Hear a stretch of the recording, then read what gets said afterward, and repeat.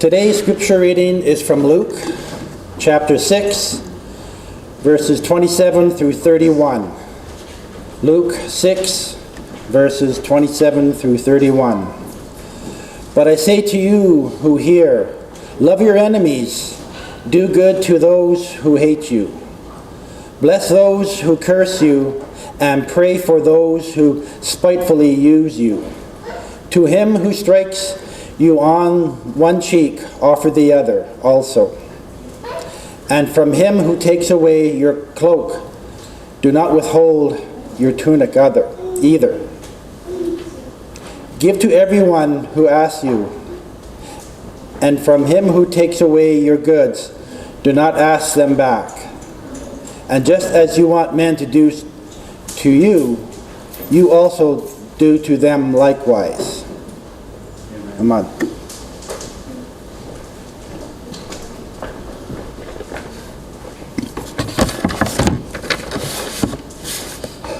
Why be a Christian? It's probably this is a question that anyone who hears of the Christian faith asks. Hopefully you have also yourselves asked yourselves, why be a Christian? And hopefully you still do ask yourself from time to time, why be a Christian? I know I have. There's no shame in that. There's no problem with that. It is a good question to ask yourself. If you're coming by it honestly and truthfully. You know, in Acts, the Bereans are honored for questioning and for challenging and making sure everything's right and correct with what Paul and the apostle and with what Paul is saying, and they're honored for that. It is good for us to question, as long as it's honorably and not with anger or resentment in our hearts, but with an open heart. In this world, we have so much challenges, so much information and knowledge out there that seems at times to muddy up the waters. And when it comes to Christianity, so much of the time we talk about faith, and that's good, you know. Faith is wonderful. Jesus says those who have not seen yet believe are blessed. And absolutely, you are. Those who have faith just in the Word, just naturally, you are blessed. You are honored. I don't. I'll be frankly honest with you, I don't have that. I have absolutely some faith in the Bible and stuff, but I need a bit more evidence at times. I need to search things, even outside the Bible, to confirm the Bible, and I have. Some might say that I am a Christian and a part of this congregation because I grew up in this world. Yeah, that's a little bit part of it. Most of the people that I grew up with in the church are no longer part of the church. Either they are fully atheist, or maybe they're another religion or another denomination or what have you, or just have fallen away. I haven't. And honestly, when I think back about it, they had so much more faith than I did, to be honest.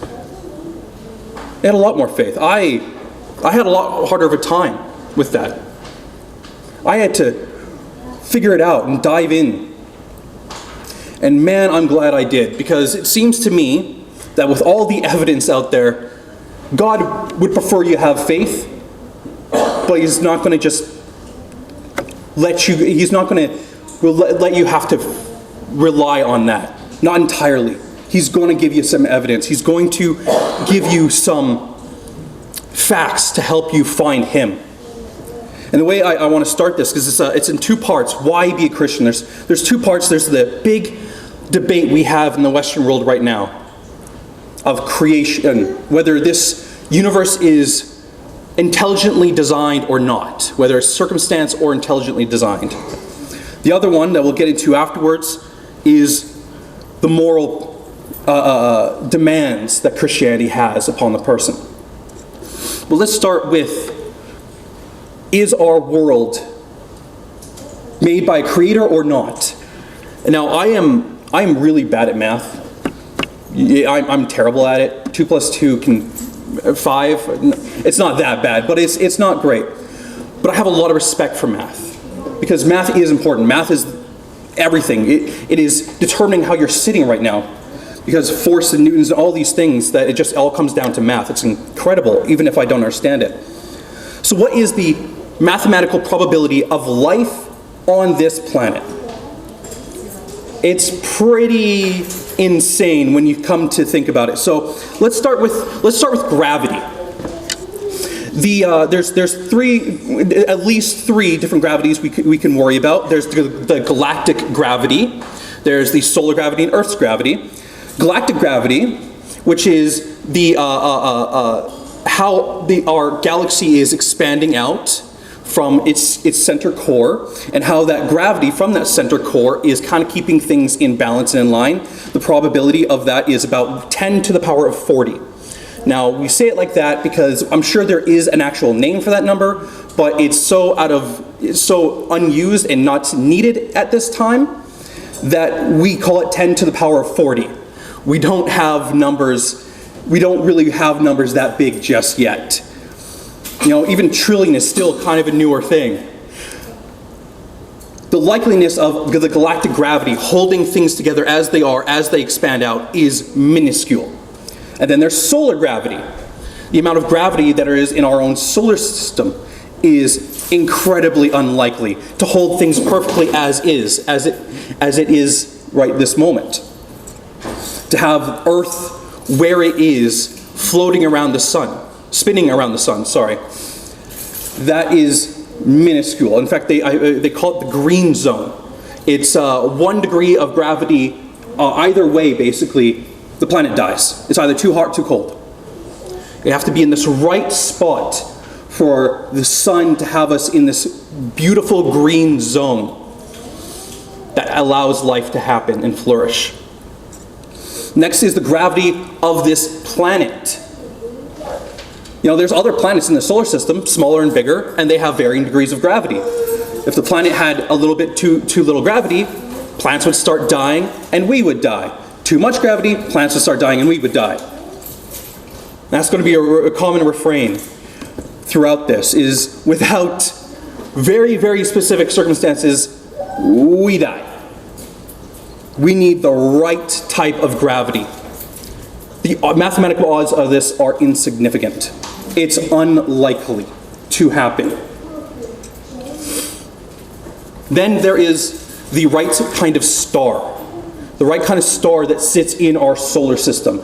We've been able to observe there's plenty of different other stars.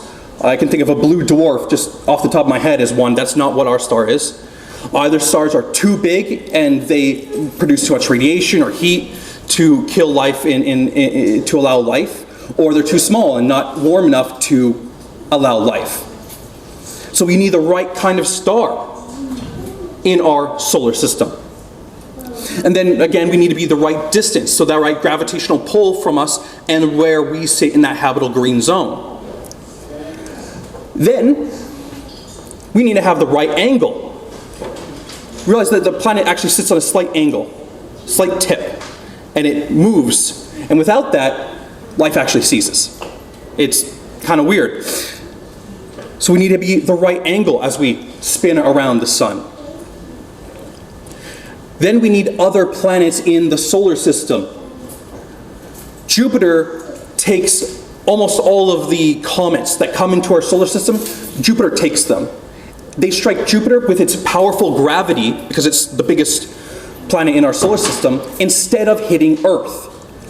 And then also Mars and the Moon takes care of that. If you've ever seen pictures of Mars, why is it so pockmarked and stuff? Because it too is taking a bunch of comets coming out of the belt that might strike Earth. Instead, it strikes Mars. Comets absolutely strike us, they do all the time, but not to the degree they should be in comparison to how many rocks out in the solar system there are that could and should be hitting us. And then there's the moon. The moon is weird. The moon is weird. It's honestly weird. We have never been able to observe another moon like it so far. It's too big, it's too close, and it's situated too perfectly. When we think of the moon, we think of the tides, which is absolutely what it does. And without those tides, life kind of starts dying. They are very important to the circulation of the seawaters. But that's not the only thing the moon does. The moon also helps with the airflow systems that we have, because it same ebbs and flows upon our atmosphere. And then, I don't know if you guys know this, it's kind of insane to think about, earthquakes speed up our rotation. And like I said before, if we speed up our rotation, we die. You know what the moon does? It slows it back down. That's weird. And there's plenty of other things to get into it, but the moon is weird. Now, all of these things are happening while we are shooting through space at an insane degree, while the sun is spinning, we're spinning around it, and everything's shooting out from the core all at once. And the atmosphere and everything is rotating at the same speed. It's statistically improbable. And this is just a few of the things. You can get into how salt, a thing made out of a metal that burns when it touches water, and one of the most terrible poisons on the planet, combined to make something that literally everything on this planet needs to survive. Both from animals, plants, and humans need it to survive. There's a reason why animals have salt licks. And there's so many others. These are just a few things that put the calculation for life on Earth to a minuscule amount. And so I would say the odds are someone made it. Someone created it. Someone made this pinpoint accuracy so that life can exist. This has become such an obvious fact that a new idea has come up in scientific and atheist circles called simulation theory. If you've never heard of this, Elon Musk is one of the great proponents of it. The idea is that we live in a computer simulation, and someone made the simulation. It is obviously, and even atheists have said this more than a few times, it is creation for an atheist. That is it.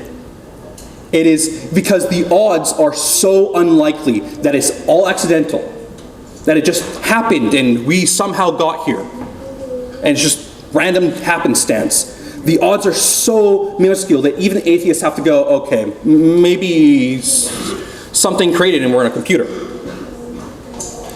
That's how undeniably it's become, as we've gotten better with our science and be able to observe our solar system.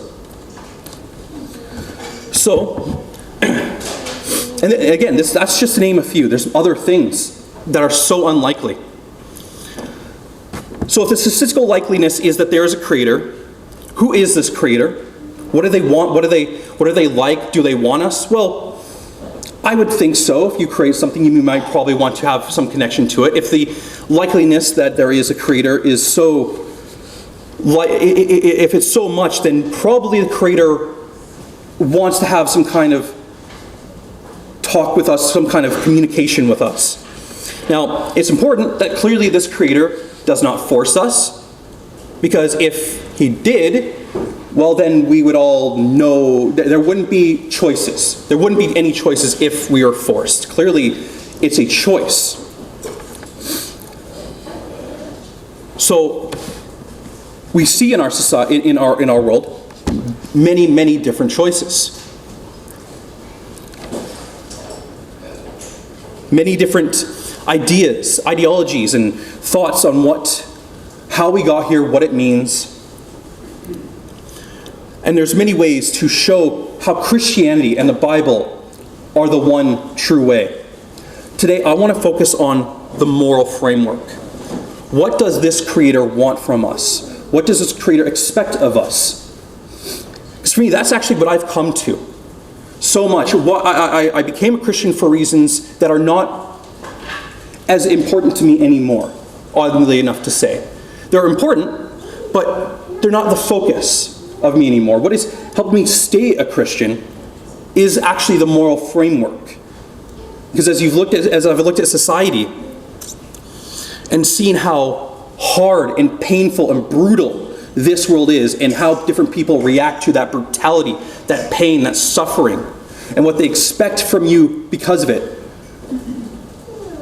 I have come to deeply appreciate the demands of Christianity, and its difficult demands, because it is. It is the most difficult moral framework you can find. because I want to be challenged. I want a God to want me to be better than myself, than my baser instincts, than to just be surviving in the most brutish and awful ways you can think of, which you can. Now, as we turn to our first ideology, atheism. Survival of the fittest style, you are just a clump of cells, you mean nothing, you'll die as nothing, and the world will forget. It's a very depressing ideology when you get down to it. And I put it in the religions because in the end, personally, I feel it's a religion. It seems to have all the same trappings of a religion that they criticize. They look at life being very hard and they say, indulge, enjoy, feast upon the world, and then die. It's, like I said, it's very depressing. It feels so meaningless and hopeless. And they found that themselves. I mean, if they've had to even consider themselves simulation theory, it kind of shows the hopelessness that is atheism. It doesn't expect anything of you, and it doesn't want anything of you. You're just there. Personally, and when you get into a moral debate with the atheists, usually they'll say the moral depends upon the collective. Well, I have a problem with that because my ancestry is Viking. The collective moral framework of the Vikings was you could kill people. Now, if you ask a modern-day atheist, killing people is wrong. Of course, right? Rape, pillage, murder, that's all wrong. Well, in the collective society of the Vikings, as one example, there's many others all across the planet, none of that is wrong. It's completely fine. Most of human history, slaving was fine. That's normal. What are you talking about? If your collective society says something that is good, that you yourself might think is morally wrong, as an atheist, you're supposed to go with them, as far as I can see.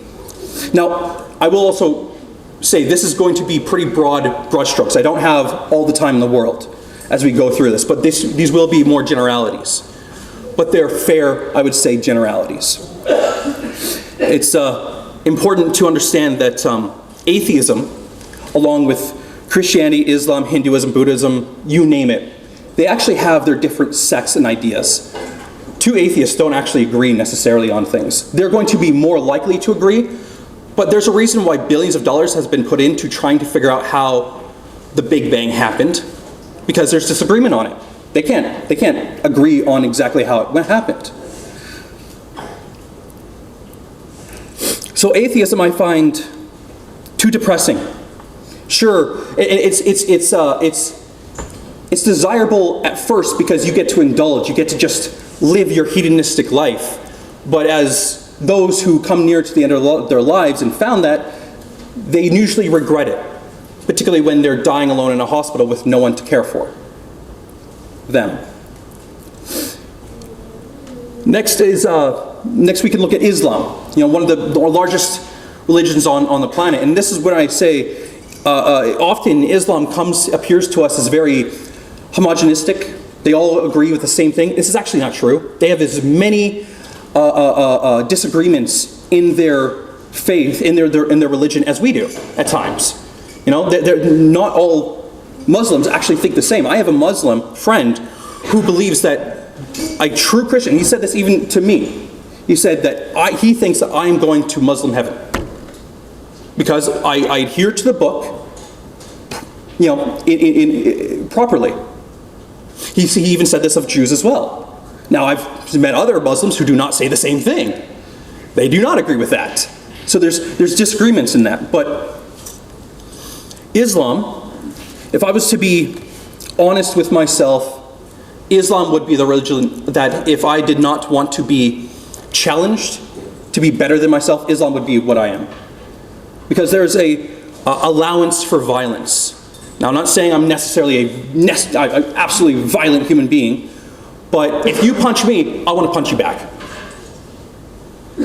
Islam allows for things like this. Now, again, general sweeping, it's a little bit more complicated than that, and it's important to note that Islam has many moralistic similarities to Christianity. They agree with us on a great many things. but there's important things they disagree with us on. And their moral standard is, I would argue, not to the degree of our moral standard. Next is, for Islam, is that, in particular, Jesus is a man, not God. And it cannot be, Jesus cannot be God. It doesn't make sense. God cannot be man. This is where I go, I'm sorry guys, but if that's the case, your God is weak.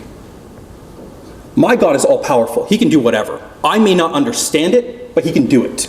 Because he's the definition of power. He's the definition of ability to do anything. He's God. That's literally the point. Is he is unencumbered by my understanding. He is beyond me. So if he wants to do something, he can do it. Any limitations that I might like, that's weird, I don't understand it, that's on me, not on God. So God came down and became flesh. Do I fully understand it? Not entirely. But where the Muslim, or by the way, the Sikh, will say this as well, that man cannot be God, I go, then you're limiting your God. Your God is not as powerful as my God, I guess, because my God can do anything. My God is all-powerful. Next is Hinduism.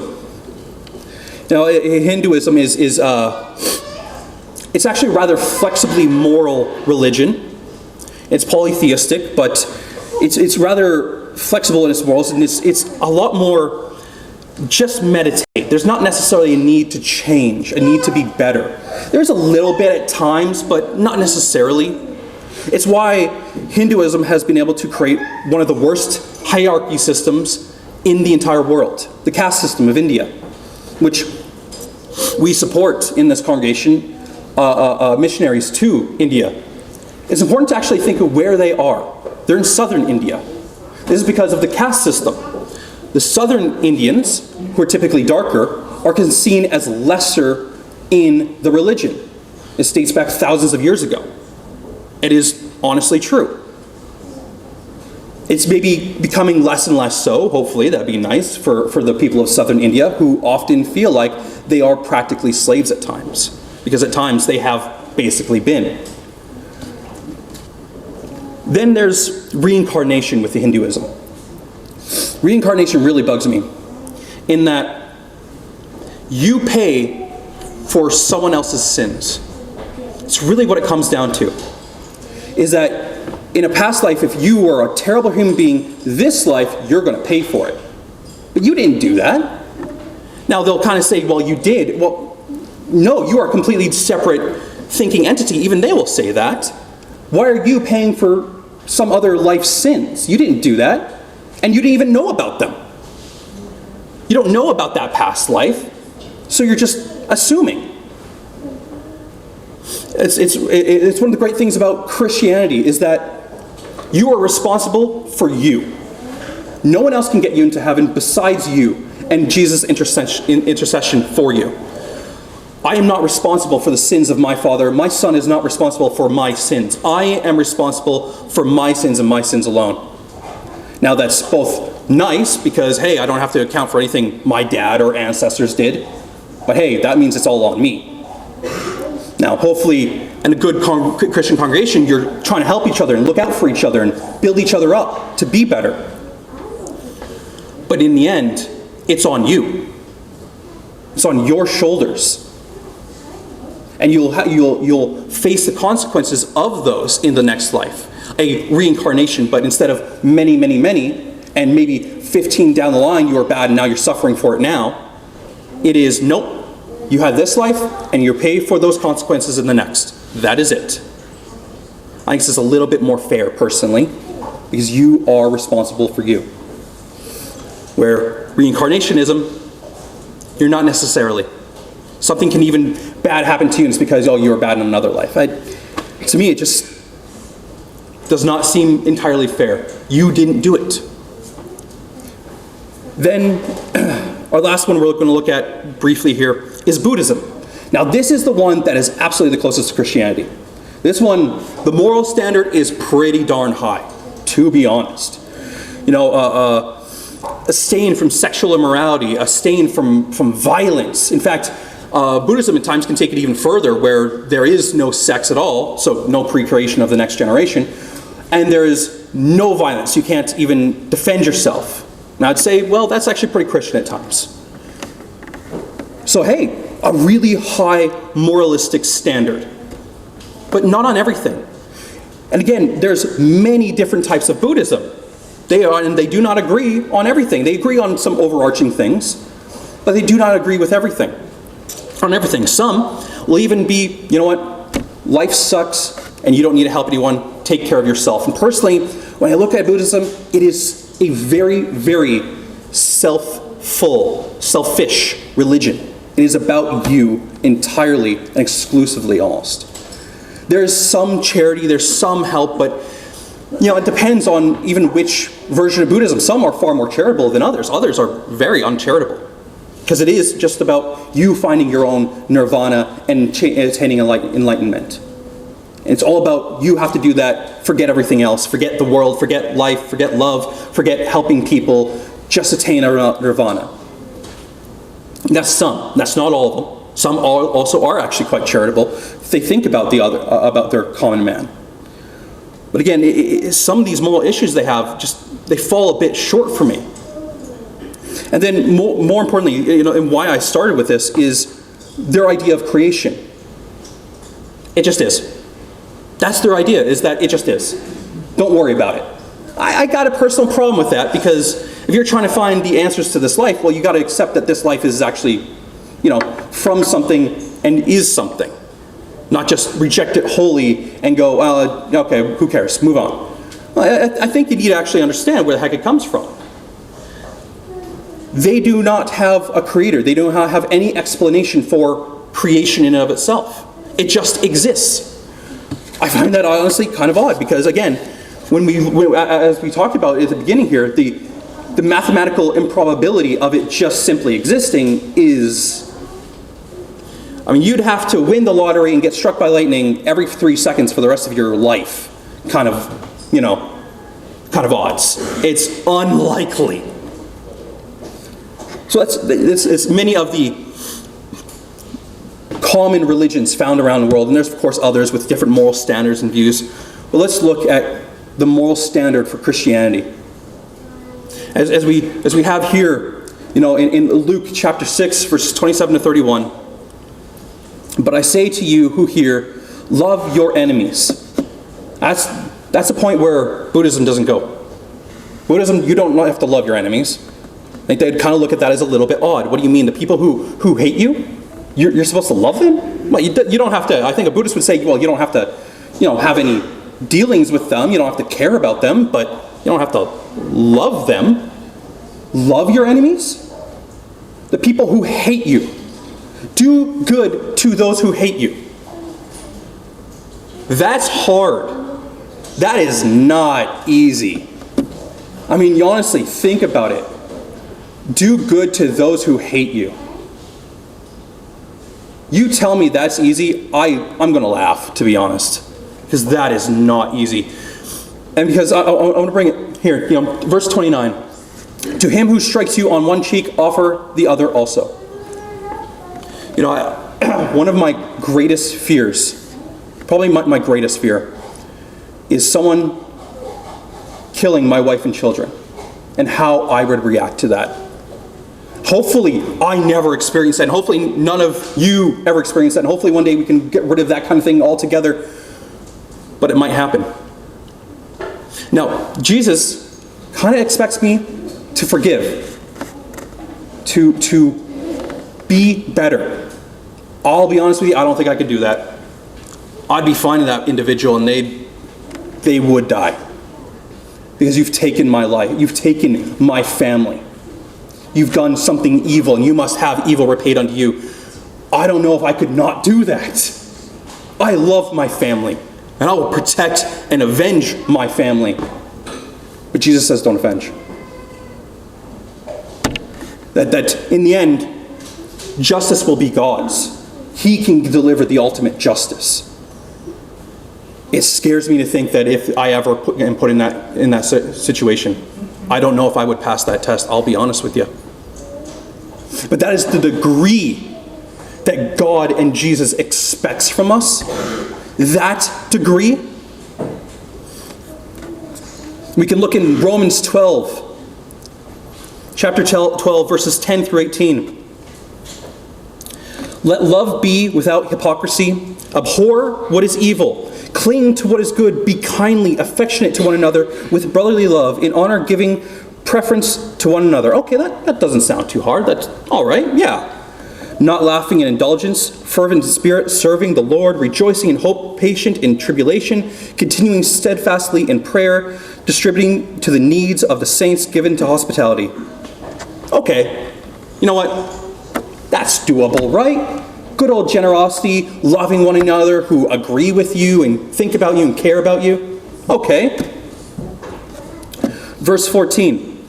Bless those who persecute you. So we see it again. We see it again. Love your enemies. Bless those.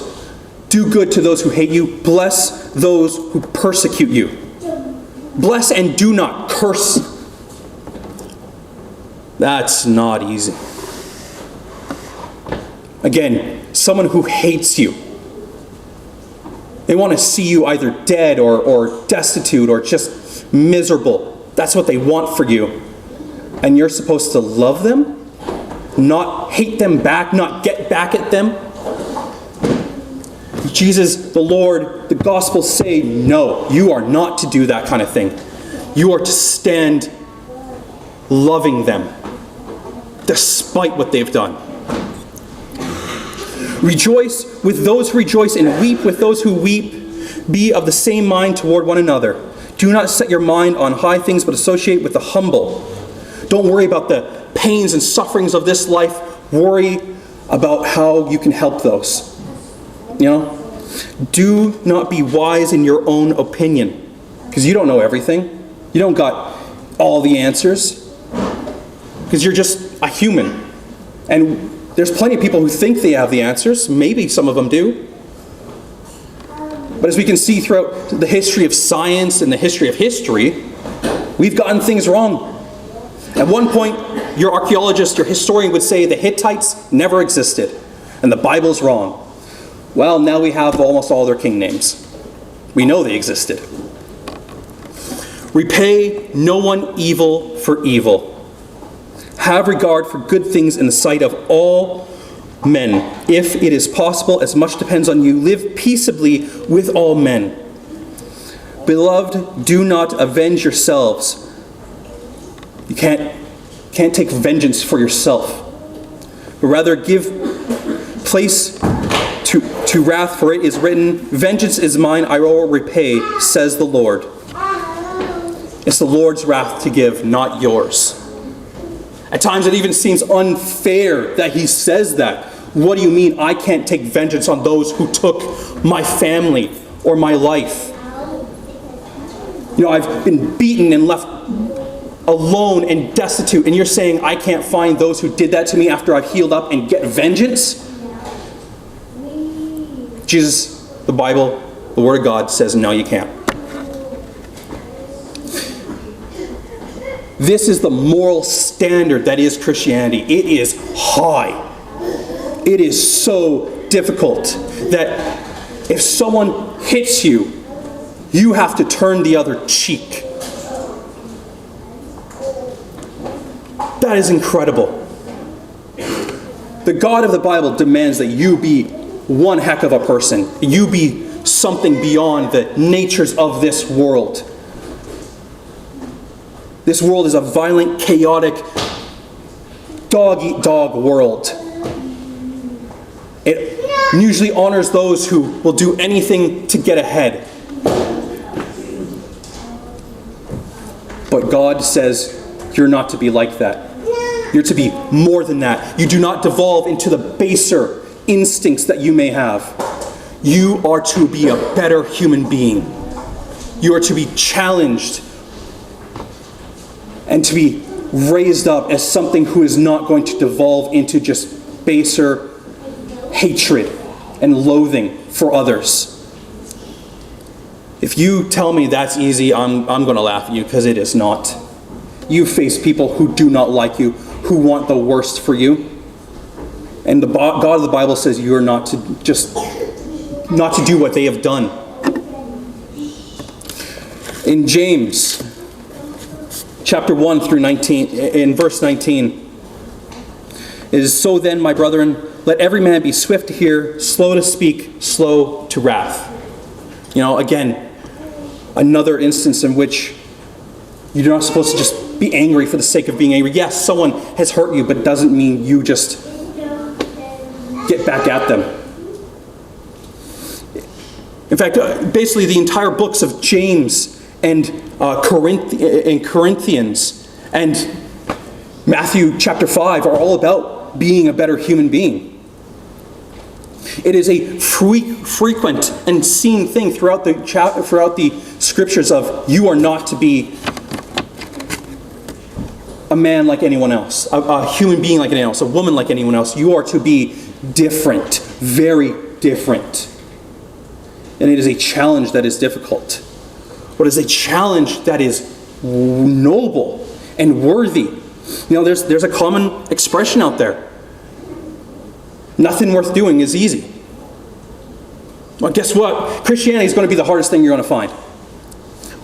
Doing the Christian walk, that's going to be the hardest thing you're going to find. There's other things out there that are challenges. Yeah, absolutely. Nothing to the degree of Christianity. And luckily, it is the constant struggle and trial to be a better human being. Because if we obey God and we do His word and we struggle and we try and be a better human, even as we fail, and as we fail again and again and again, there's one who in the day of judgment will intercede for us and say, "You have done good works, my faithful servant," and allow us into heaven and bring us into heaven, to God's glory, even though we don't deserve it. That is not something you see in any other religion. Is an intercession, not only to this high moral standard, but also an intercession for trying to do it, failing. And again, that doesn't mean you don't try. You absolutely try. But luckily, there is an intercession to be better. If you want to have this challenge, and people are wanting this challenge, Gen Z statistically is turning away from atheism, away from indulgence, and to religion. That's what the stats bear out. That's not me saying it. That's statistics. People do want to be challenged. They don't want to just wallow in their baser selves, because in the end, they will find it unfulfilling. They, like the prodigal son, will find it miserable. Maybe it's not right away. Maybe it's at the end of their life, unfortunately. But probably one day they will. And Gen Z is finding that and saying, we do want to be challenged more. I welcome you to accept the challenge. It is a noble challenge. It is a wonderful challenge. It is a challenge that is worthy of you and wants you. Because it says that you are also loved, cherished, and wanted.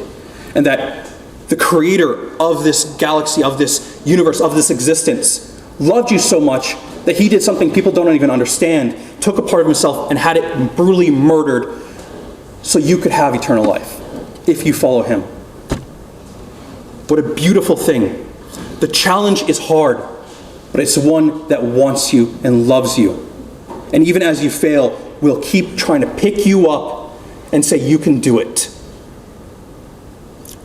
I welcome any who dare to try this noble and brilliant challenge to come forth as we stand and sing our song of invitation. Thank you.